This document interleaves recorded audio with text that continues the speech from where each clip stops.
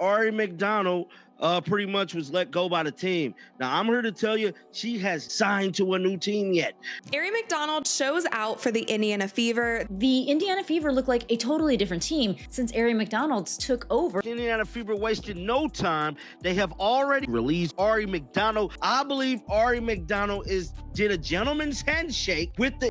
Just when things were heating up for the Indiana Fever, everything came crashing down and fast. Reports just dropped that a major player has been fired from the team following an explosive confrontation involving Caitlin Clark. Was it just a fight? Or something much deeper? Power struggles, locker room drama, okay? And behind-the-scenes chaos. Here's what really happened and why this sudden move could shake the WNBA to its core. It started as just another day in the WNBA season. The Indiana Fever were still adjusting to the pressure, the spotlight, and the weight of having one of the most talked about rookies in professional basketball, Caitlin Clark, on their roster. Fans were hopeful. The team was still working out its rhythm. But behind the scenes, everything wasn't as picture perfect as it looked during post-game interviews and highlight reels. Tensions had been building. Personalities were clashing. And then it all boiled over in a moment that now has the entire league watching closely, according to multiple insider sources and a growing wave of online speculation. A physical and verbal altercation took place between Caitlin Clark and a key player on the Indiana Fever's roster during... You want to give Caitlin Clark a technical foul for the reaction. Ball's here. The ball is here. Caitlin Clark's head is here. The ball is, she's nowhere near the ball and she goes for the eye. JC Young claws her in the eye. Mabry just goes and shoves her onto the ground. We see Caitlin Clark on the receiving end of something and it's not called correctly. In fact, she gets a technical foul after getting poked in the eye and then shoved to the floor, and Marina Mabry doesn't even get thrown out of the game. It's basically open season on Caitlin Clark. During a closed-door team practice. What was supposed to be a routine training session turned into a flashpoint. A collision of egos, emotions, and unspoken frustrations that had been simmering under the surface for weeks. The player in question, whose name is now circulating across basketball Twitter and sports forums, allegedly confronted Clark during a drill gone wrong. Voices were raised, bodies got close. And then, as some witnesses claim, things escalated to the point of contact. Whether it was a shove, a slap, or a full-blown fight depends on who you ask.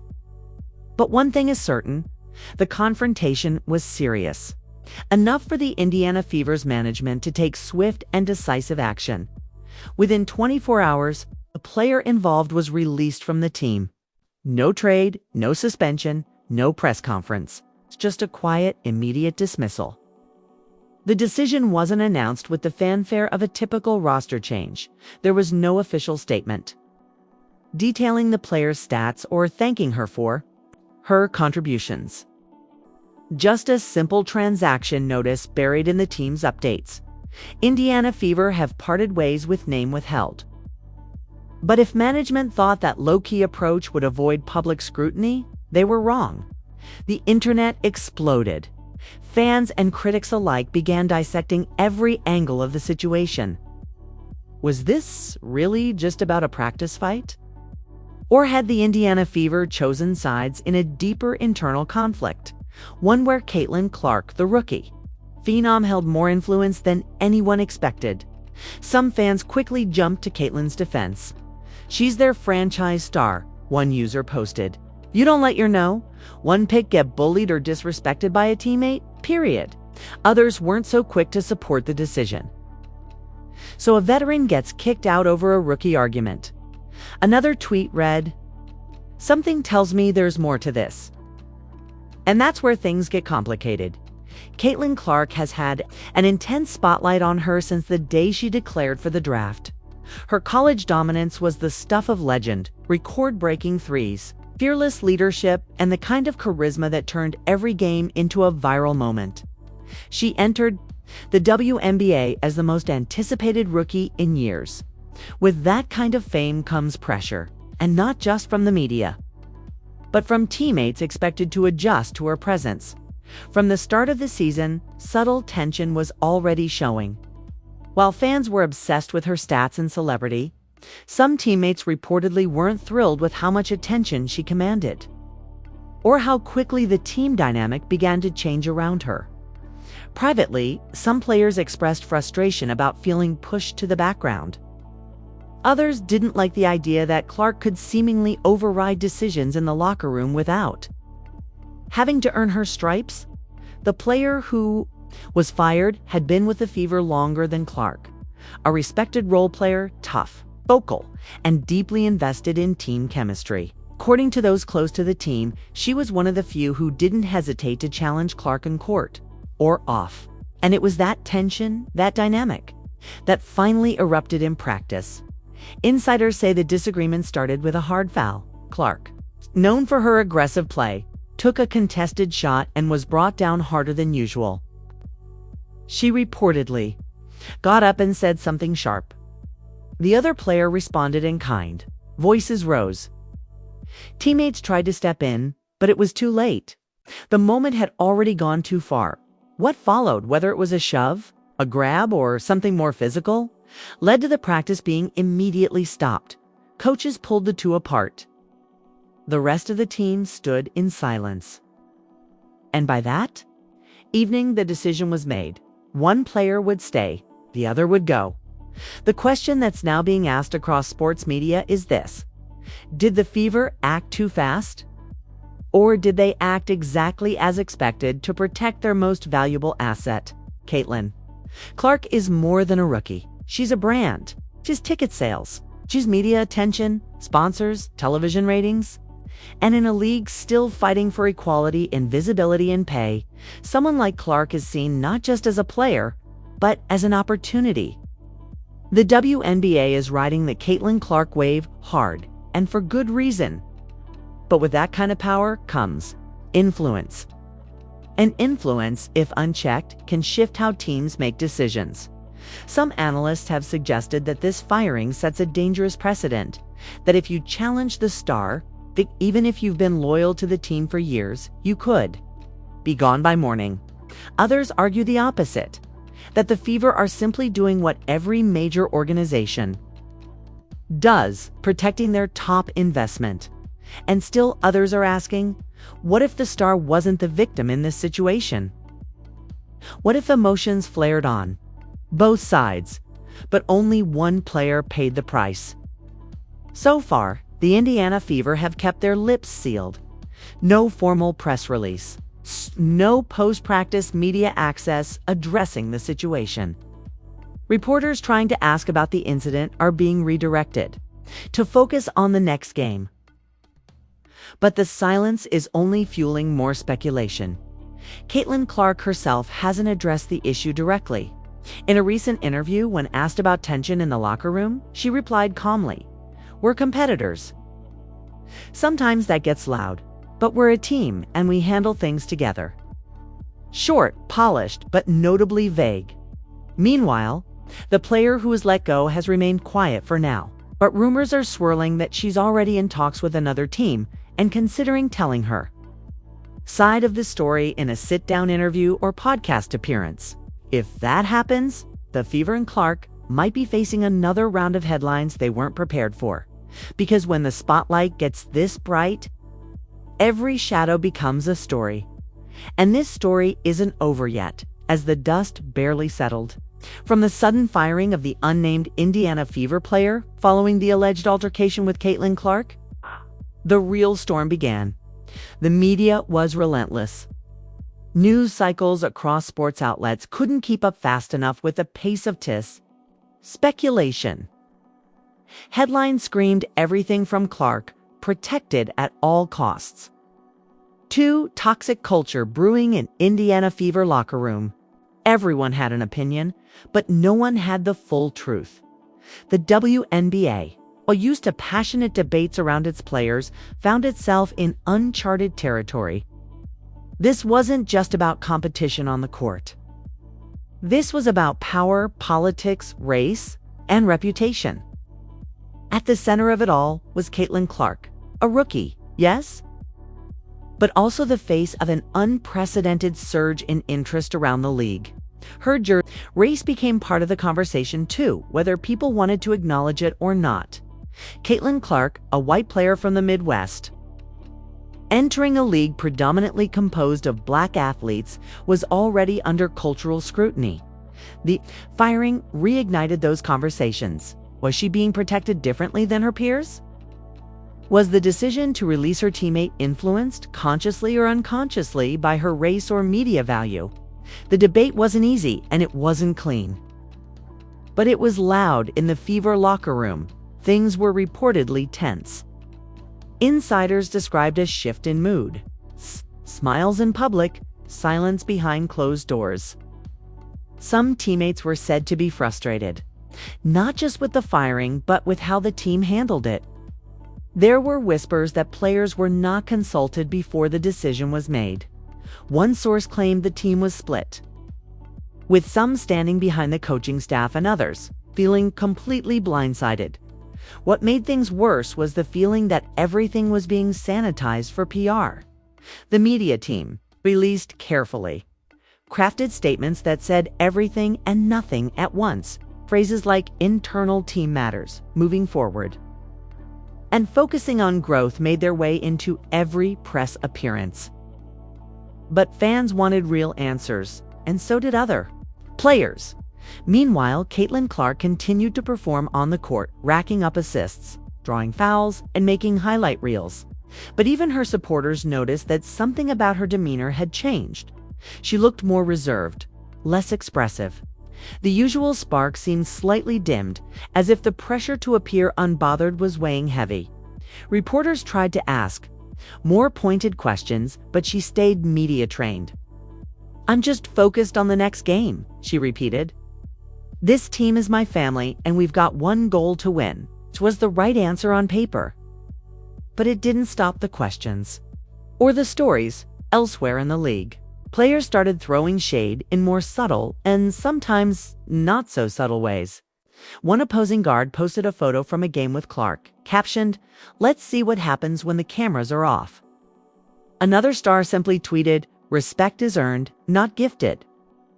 Though no names were mentioned, everyone knew what they meant. Off the court, the WNBA front office remained quiet, too quiet for some. Fans and analysts wondered why the league hadn't stepped in or issued a formal comment. Wasn't it the league's job to protect all players, not just its stars? Was the WNBA worried that addressing the issue would cast a shadow on their golden rookie? It didn't help that the fired player hadn't spoken publicly yet. But rumors were swirling that she had recorded a sit-down interview with a major sports outlet. A teaser reportedly showed her wiping tears and saying, "I've stayed quiet, but I know my worth." That was all the internet needed to erupt again. Suddenly, the narrative started tilting. The public sympathy that had once blanketed Clark was being redistributed. People began questioning the fairness of it all. "She speaks, it's over," one post read. "We're about to hear what really went down." And that's when it hit. This was bigger than basketball. This was about image, influence, how organizations manage rising stars versus seasoned players. It was about the power dynamics that play out when a league rides the success of one person, and what happens when the cost of that success becomes too high. The Indiana Fever had hoped for a Cinderella story this season. A new rookie, a reinvigorated fan base, and a climb back to respectability. But now, that fairy tale was cracking at the edges. The locker room wasn't unified. The media was circling. And unless someone took control of the narrative, truthfully, things could spiral further. Caitlin Clark, through no fault of her own, had become the face of a controversy she likely didn't ask for. She may not have requested firing. She may have just wanted to move on from an altercation. But once power is handed to you, even silently, how you carry it matters. And right now, many were watching to see how she'd use hers.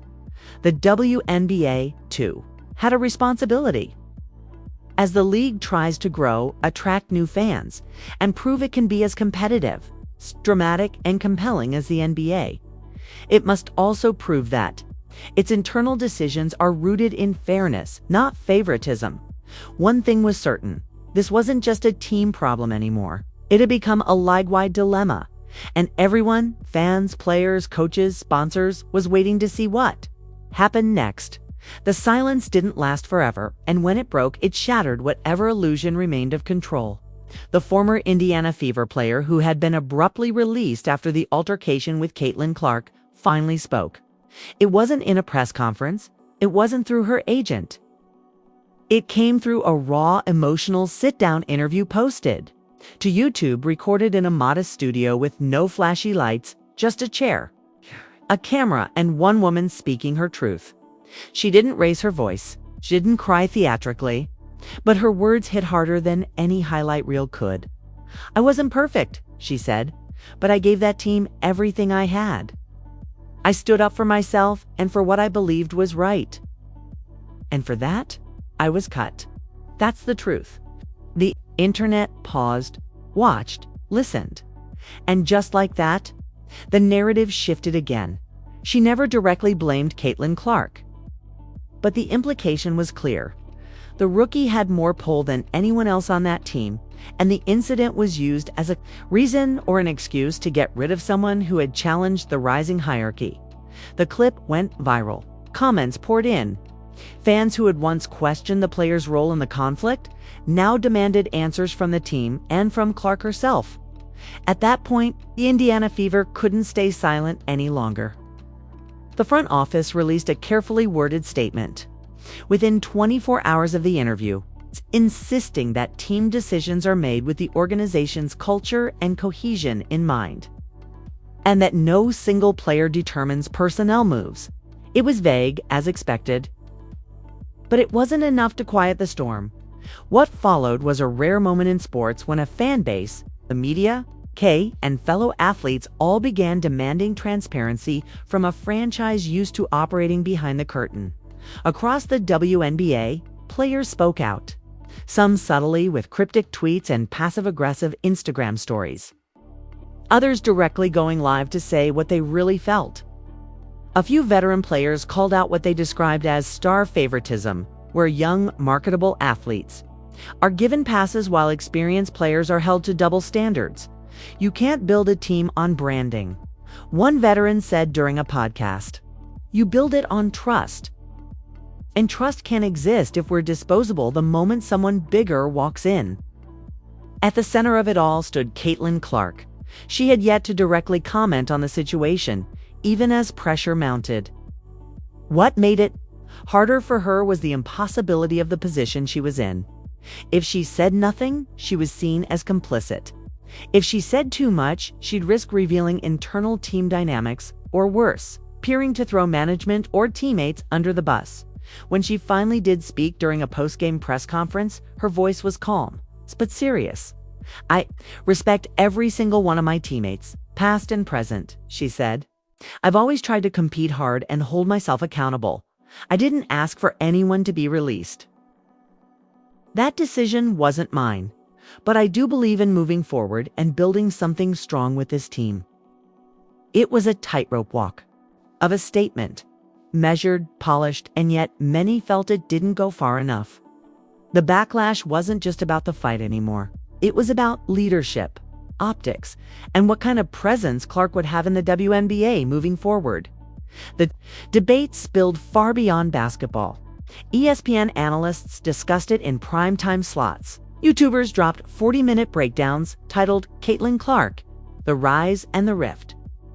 Even non-sports media outlets picked up the drama, framing it as a case study in gender, race, and power dynamics in modern-day sports. Meanwhile, the Indiana Fever's season trudged on. They kept playing games. Fans kept showing up.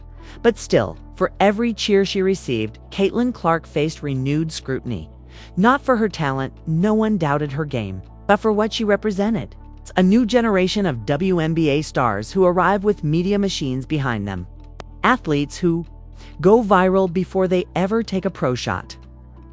And the challenge of fitting that level of influence into a team culture that wasn't built to handle celebrity first, chemistry second. The question that still hangs over the league is this: Can you? Build a dynasty when the spotlight is brighter than the system. For Caitlin Clark, the answer will define her career.